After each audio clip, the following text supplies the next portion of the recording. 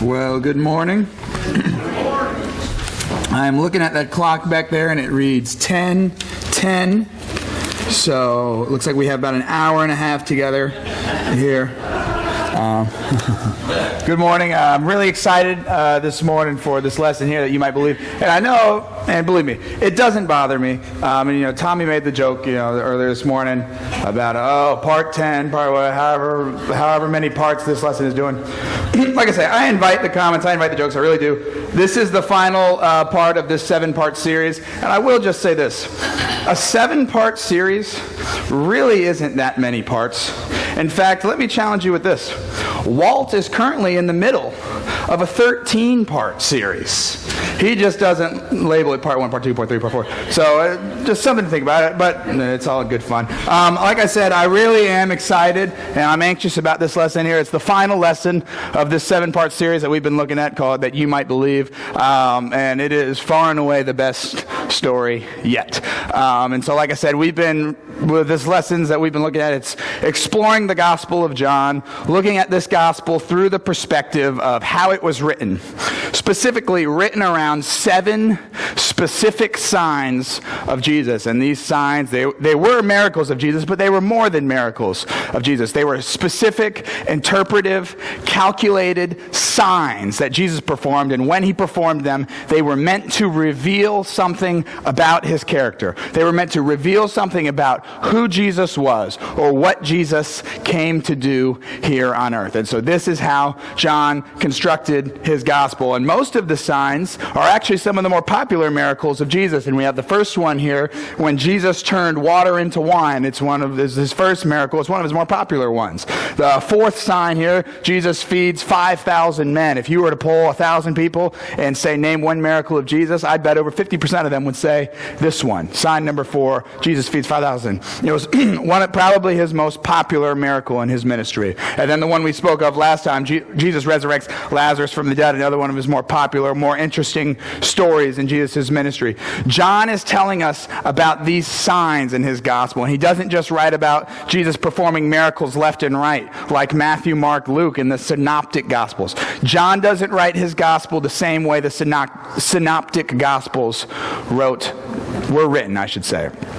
And when you read those Gospels, Matthew, Mark, and Luke, it seems that Jesus is just performing random acts of kindness. Whenever he can help someone, whenever he can heal someone, he does it. In John, the entire book, he only performs 7 miracles or 7 signs. Each of them was very, very unique. And because John wanted each person who read his Gospel to get an understanding of who Jesus was, to understand the character of the person that he followed for 3 years, to understand the character of the person that he was very, very good friends with. And so that's what he set out to do. And as we've seen the past 6 weeks that we've spoken on this, John has done just that. And so where we're going to pick up this morning is right where we left off, right after Jesus has resurrected Lazarus from the dead. And so what you need to understand about the ancient world is that word traveled very fast based on word of mouth. And so Jesus resurrects this guy Lazarus from the dead. Next thing you know, everyone everywhere is talking about it. Hey, did you hear about what happened in Bethany? This Jewish rabbi named Jesus of Nazareth, he resurrected someone from the dead. Did you hear about this? Everyone's talking about this. And word had traveled far and wide to the point just about everyone was talking about what Jesus had did at Bethany with Lazarus. And this is understandable because today, when something significant happens, when there's any kind of noteworthy news, how do you hear about it? You hear it on your phone, right? Or you watch it on the news, or maybe you read about it in the paper. Any kind of news, any kind of information that is spread is typically spread through some form of electronic media. That's how we get our news. And think about this. If someone were to come up to you and say something, oh, did you hear about this piece of news that happened? You would verify it by checking on your smartphone or by looking for it in the news. That's how we spread and verify information nowadays. We spread it through electronic media.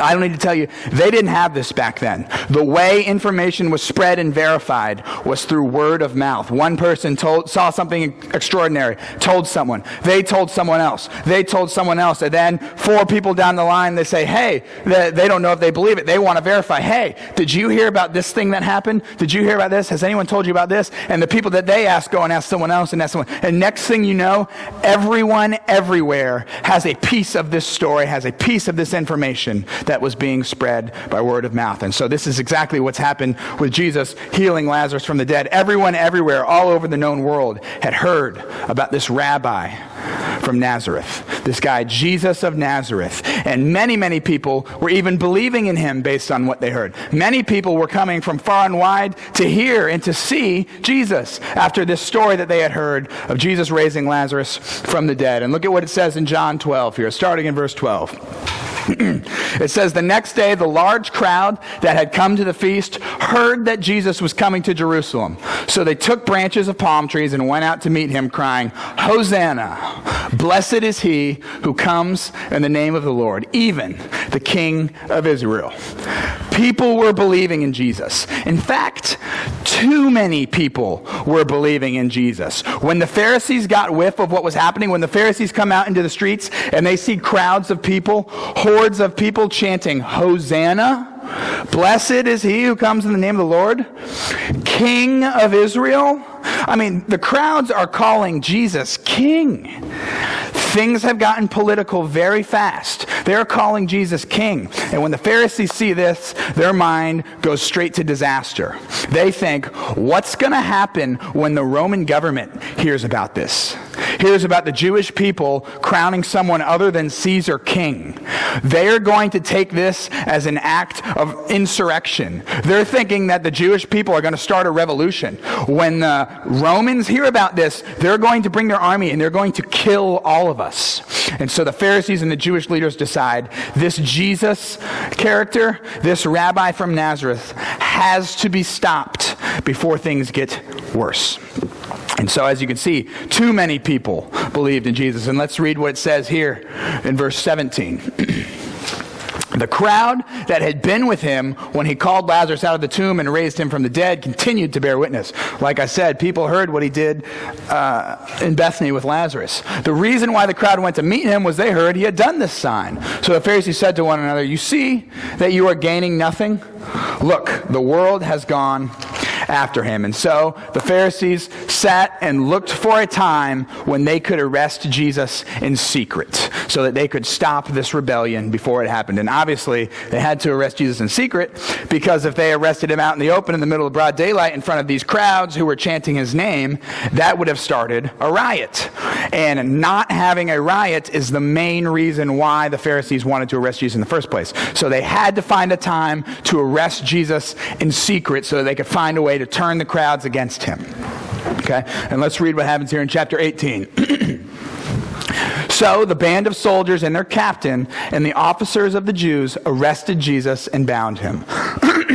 First they led him to Annas, for he was the father-in-law of Caiaphas, who was the high priest that year, and it was Caiaphas who had advised the Jews that it would be expedient that one man should die for the people. So basically Caiaphas says, hey, either we kill Jesus or the Romans kill all of us. So that's just simple math, the needs of the many outweigh the needs of the few. And so with a little help from someone on the inside named Judas, the Pharisees were able to find a time to arrest Jesus in secret, to falsely accuse Jesus of things he hadn't done, things he wasn't guilty of, and to successfully turn the crowds of people against Jesus. And so those people who were in the street yelling, Hosanna, blessed is he, the ones yelling, King of Israel, those were the same people who were crying, crucify him at the end. The Pharisees, because how they had falsely accused Jesus of things, had successfully convinced all the crowds, all of the people, that Jesus was now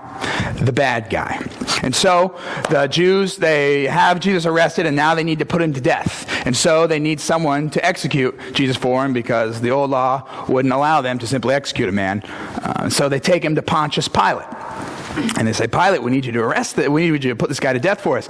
And Pilate is just not having it. Pilate says, why would I execute someone for you? If you want to do it, that's fine. Go do it yourself. But why am I the one to execute someone for you? Let's look what it says here. This is the Jews. They answered him and said, if this man were not doing evil, we would not have delivered him over to you.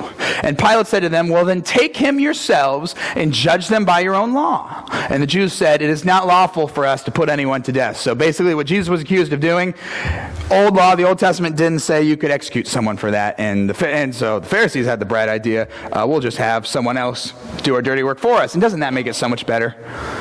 Because of my beliefs, I'm not allowed to kill you. So I'm going to have someone kill you. Right? It doesn't... This is the logic of the Pharisees back then. And so they go up to Pilate and they tell him this, hey, we need you to put to death. And Pilate says, judge him by your own law. I don't care. This is what you need to understand. We've all heard the story. We all know about Pontius Pilate. This is what I want you to understand. Pontius Pilate did not want to crucify Jesus. In fact, when you read the story, Pontius Pilate did everything in his power to not crucify Jesus. Pilate did not want to kill Jesus. And if you'll read the conversation he has, Pontius Pilate is pretty sure that Jesus is innocent. And not only is he sure that Jesus is innocent, he's pretty sure that there's something special about this Jesus guy. Based on the conversation, Pilate doesn't want to kill Jesus. It is the Jewish leaders and the Pharisees who are putting pressure onto Pilate to execute Jesus. And so Pilate, he's going and he's talking to Jesus, and he sees the Pharisees and the Jews. They hate this guy. They hate Jesus. They want him dead. And so Pilate thinks he's got a solution to this problem. He's going to have Jesus flogged. So he gets his guard and he beats Jesus within an inch of his life. He beats him to death. He bruises him. He whips him. He bloodies him. He cuts him up. He breaks Jesus. He beats the snot out of Jesus. And then he gets the Jews and the crowds and he calls Jesus out and he throws him before him after being flogged, after being bloodied and broken. And he says, here you go. I know you hate this guy. I know you want him dead. Look, I beat the snot out of this guy for you. Surely that's enough. Surely they don't still want me to execute him. They're going to take one look at this guy, and he's just broken. They're going to take one look at this guy, and that'll be enough. That will quell their hatred. He shows him to the Jews, and still the crowds cry, crucify him, crucify him. And from then on, Pilate sought to release him. But the Jews cried out, if you release this man, you are not Caesar's friend. Everyone who makes himself a king opposes Caesar. And so when Pilate heard these words, he brought Jesus out, sat him on the judgment seat, the place called the Stone Pavement in Aramaic, Gabbatha. And let's read on. Now it was the day of preparation of the Passover, and it was about the 6th hour. And he said to the Jews, behold your king. And they cried out, away with him, crucify him. And Pilate said, shall I crucify your king? And this next part is just heartbreaking to read. Look at what the religious leaders were willing to say to get what they want. The chief priests answered, we have no king but Caesar. And so Pilate delivered him over to be crucified. And with this, Pilate's hands were tied. And so, like I said, Pilate doesn't want to crucify Jesus. Pilate doesn't want to put Jesus to death. But with this, Pilate's hands are tied. Let's go back one slide. Let's look at what they say. They say, if you release this man, you're not Caesar's friend. Everyone who makes himself a king opposes Caesar. Look at this from a bird's eye view. Look at this from a third-party perspective. The Roman government saw Caesar as king. Anyone who said they were king would be to say that Caesar is not king. And I don't know if you know your Roman history. That would not have gone over well with Caesar to say he was not king. And so from just an outside perspective, they're calling this guy Jesus king. If Pilate doesn't crucify Jesus for saying he's king, then it looks like Pilate is also saying Jesus is king. It looks like Pilate is siding with Jesus if he doesn't crucify him. And while if you read the story, if you know what's going on, that's not at all what Jesus is saying. Jesus isn't saying he's king over Caesar. Jesus' gains aren't political. He doesn't want anything to do with it. Pilate knows this. Jesus knows this. But from an outside perspective, it would not have looked that way. And so Pilate's hands are tied. Pilate's choices are this. You can crucify Jesus for insurrection, or you can be crucified by Caesar for insurrection. And so out of his own self-interest, out of his own self-preservation, Pilate makes the decision to crucify someone he knew to be an innocent man. And he gives over Jesus to the Jews, and they drag him through the streets, and they hanged him on a cross. Look what it says in chapter 19, verse 28.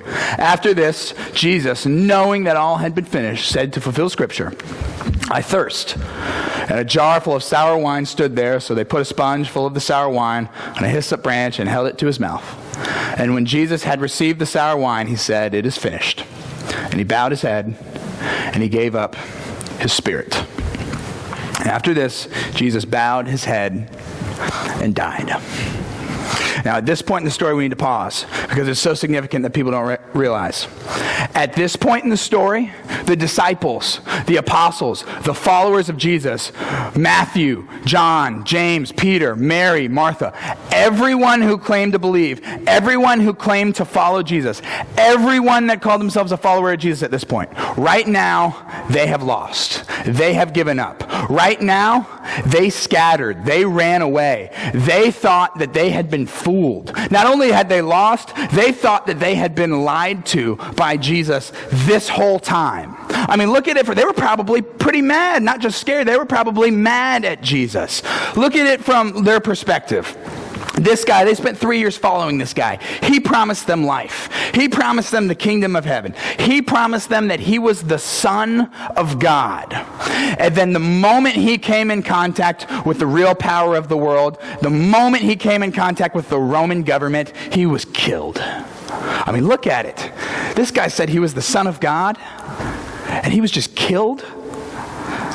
Who could kill the Son of God? The very fact that Jesus allowed himself to be killed by the Romans was proof in and of itself that Jesus was not who he said he was. It was proof in and of itself that Jesus was not the Son of God. And they scattered, and they were scared, and they were furious that they had been deceived by Jesus. No one in the entire world at this point believed in Jesus. Even the most committed followers had unfollowed Jesus. Look at what they did here in verse 40. They took the body of Jesus and they bound it in linen cloths with the spices, as is the burial custom of the Jews. Now in the place where he was crucified, there was a garden, and in the garden a new tomb in which no one had yet been laid. And so because of the Jewish day of preparation, since the tomb was close at hand, they laid Jesus there. They wrapped and embalmed his body. They put expensive spices, expensive perfumes. They laid him in an expensive tomb. They wrapped up his body real tight like a mummy, just like is the custom back then, and they laid the fine, expensive linen across his head and across his body. They spent time. They spent effort. They spent money burying Jesus because they thought, like everyone else in the world thought, that Jesus was going to stay dead. They thought, I mean, he was their friend. They gave him a funeral. But they thought, just like everyone else in the world, that Jesus was gone and that he was a liar and that everything he said had not been true. They didn't believe, and they certainly didn't think, that he would be resurrected from the dead. The movement was over, and they had lost. But luckily for them, and luckily for you and for me, Jesus still had one sign that he intended to show the world. Let's look in verse 20. And now it was the first day of the week, and Mary Magdalene came to the tomb early, or just to see her friend's body, like anyone would, to go to the grave of a lost loved one, while it was still dark, and saw that the stone had been taken away from the tomb. And so she ran and went to Simon Peter and the other disciple, the one whom Jesus loved, John, and said to them, "They have taken the Lord out of the tomb, and we don't know where they have laid him." So Mary wakes up, Martha was probably with her, and goes to see Jesus, and the body's not there. And she runs back to Peter and John and to the men to tell someone this news. Peter, John, they've stolen Jesus' body. Someone stole his body and they've taken it. Where have they taken it? Peter, John. Mary, on the morning of Jesus' resurrection, saw the empty tomb, and her first thought was, someone stole Jesus' body. Her first thought was not, Jesus has been resurrected. Her first thought was, one of Jesus' enemy came and took the body and to get money from her, to mutilate it, or whatever. Someone stole Jesus' body. Because she's just like everyone else. No one believed in Jesus. No one believed that he was going to be resurrected from the dead at this point. She thought the body had been stolen. Verse 3, so Peter went out with the other disciple, John, and they were going towards the tomb. Both of them were running together, but the other disciple outran Peter and reached the tomb first. And stooping to look in, he saw the linen cloths lying there, but he did not go in. Then Simon Peter came, following him, and went into the tomb, and he saw the linen cloths lying there. And the face cloth, which had been lying on Jesus' head, not lying with the linen cloths, but folded up in a place by itself. I don't know how much you guys know about grave robbing. Has anyone here ever robbed a grave? We can just do hands. Yeah, no one.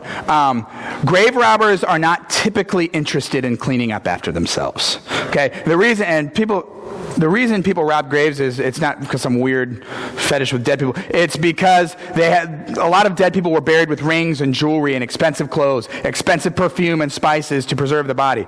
It's literally like you're stealing is why people are robbing graves. And so if that's what happens here, they went in, they stole Jesus' body, they took the expensive spices and clothes and linens and jewelry that would have been put on him when he was buried, and they were taking it, and they would have taken it, and they would have got out, and they would have ran. They certainly wouldn't have folded up the linen cloth and laid it there.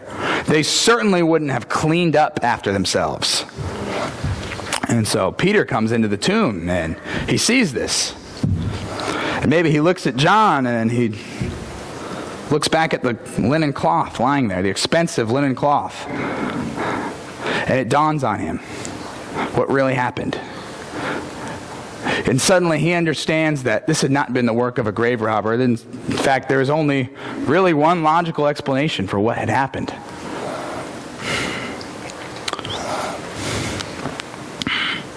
And then the other disciple who had reached the tomb first also went in. And he saw. And he believed. In one beautiful moment, John saw what had happened. And in one moment, everything Jesus had ever taught, everything Jesus had ever said, had ever done, everything Jesus had ever said he was going to do, in one moment it all made sense. In one moment it all was clear. And that moment didn't come when John saw Jesus turn water into wine. That moment didn't come when he saw Jesus heal a nobleman's son from 500 miles away. It didn't come when he saw him heal a blind man or a paralyzed man. It didn't come when he saw him feed 5,000 men, 5,000 people. It didn't come when he saw him raise Lazarus from the dead with his very words. It didn't come when he heard Jesus teach every day, when he spent years following Jesus, talking to Jesus. It didn't come at that point. That moment didn't come. Only now, only at the bitter end, that John had finally seen. And now he believes. And this is the way it was for every apostle, every disciple back then, because for the following weeks, Jesus was appearing to people, one at a time, two at a time, sometimes just in small groups, appearing to them, having these encounters with them where he'd talk to them, he'd say something to them, and then he'd leave. And there's, just like I said, with word of mouth, whispers are spreading around the world, around town. Hey, have you seen Jesus? Hey, have you seen Jesus? So-and-so, he talked to so-and-so. Jesus is back. People have seen him. So-and-so have seen him. So-and-so talked to him. Jesus is back. Jesus is back. Have you seen him? And people are starting to whisper that Jesus has come back from the dead somehow. And so some of the disciples, John and Peter, probably with him, they're talking to Thomas about this. And they're saying, Thomas, we've seen the empty tomb. People have met with Jesus. They've seen him. Jesus is alive. Jesus is back. And Thomas isn't having any of it. Thomas doesn't believe a word of what anyone's saying. I mean, can you blame him? He just spent 3 years following this guy. He wasted 3 years of his life following this liar. This guy who told him, oh, do this for me, trust me, believe in me, do this. I'm the Son of God. I'm this. Thomas believed him. And then he watched him get killed by the powers of the world. I mean, Thomas has no. Thomas, look, I've wasted enough of my life, and now you're asking me to waste the rest of my life? No, I'm done. Now Thomas, one of the 12, called the twin, was not with them when Jesus came. So the other disciples told him, Thomas, we have seen the Lord. And Thomas said to them, unless I see the hands, the mark of the nails, and place my finger into the mark of the nails, place my hands into his side, I will never believe. Not again. Peter, I love you. You're my friend. We spent years together, Peter, but I think you're crazy. John, James, you guys are my friends, but I think you're seeing things. It's over, guys. We've already looked silly enough believing in this man. Don't do it to yourselves again. It's over. The Jesus movement is canceled. He was a phony, false prophet and nothing more. Fool me once, shame on you. It's over, guys. I don't believe and I never will. 8 days later, his disciples were inside again, and Thomas was with them. And although the doors were locked, Jesus came and stood among them and said, peace be with you. Then he said to Thomas, Thomas, put your finger here and see my hands. Put out your hand, place it in my side. Do not disbelieve, but believe. And Thomas answered him, my Lord and my God. And this next verse is so good. It's as if Jesus pauses and he looks at the camera and he says, have you believed because you've seen me, Thomas? Blessed are those who have not seen and yet believe. Thomas, James, John, everyone here, listen up. You guys have seen me. You're seeing me right now. You guys believe. You see me and now you believe. Good. I'm telling you right now, there are people out there who haven't seen me. There are people who haven't even been born yet who will never see me. And they will believe. People who you will tell your testimony about who I am, about what you saw. You will tell them that testimony. The people in this room will spread my testimony, will spread my truth, and people are going to believe in me based on what you tell them. Thousands of people, millions of people, whether it be in 10 years, 100 years, 1,000 years, people are going to believe in me who have never seen me. John, you didn't believe. And you thought you believed, and then you saw me killed, and then you lost you. That's because you never truly believed. And then you came to my tomb, and you saw I wasn't there. You saw, and you believed. That's great. Thomas, you didn't believe ever. You see me here now, and now you believe. That's great. I'm telling you, people will never see me, and they will still believe. And that faith is better. And after all of this is said, the entire book of John was written. It's so beautifully written. At the very end, he gives us one final statement. It's a statement you've heard. Now, Jesus did many other signs in the presence of his disciples, which are not written in this book. But these are written so that you might believe that Jesus is the Christ, the Son of God, and that by believing in him, you may have life in his name.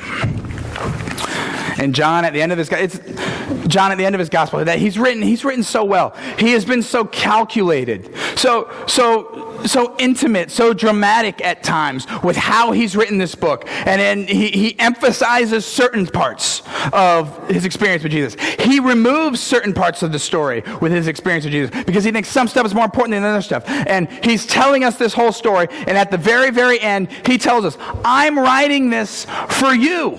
I'm writing this so that people like you, when they read this story, they would experience and they would understand who Jesus was. He is writing a depiction of Jesus, a depiction of his friend that he spent years with, that he knew intimately, that he loved. He is writing a depiction of that person so that you and me and people, everyone, for the rest of all time, when they read this story, they would understand who this person was. All so that they could have a moment like he had in the tomb. One simple, beautiful moment where they would read and they would choose to believe. They would choose to believe that Jesus was who he said he was, based on what was written, based on what John knew to be true. And John wrote this he tells you, written so that you might believe that Jesus is the Christ, the Son of God. And that's how he closes his gospel. And I would invite you today to do the same thing. I invite you today to believe in Jesus. I invite you to understand this story, to understand what John wrote, to understand the person of who Jesus was according to John, to understand what John wanted you to know about Jesus. And once you understand that, I invite you to believe in Jesus. I invite you to understand this so that you can invite others to believe in Jesus, so that you can explain to them clearly that John knew Jesus, and John told everyone, this is who Jesus was, this is what Jesus said, this is what Jesus did. I invite you to believe that and to invite others to believe that, and ultimately by believing that, I invite you to follow Jesus. I invite you to believe, to confess Jesus, to repent, to be baptized into this Jesus who John tells you about. I invite you to believe in and to follow Jesus. And I invite you to do it quickly as we stand and as we sing.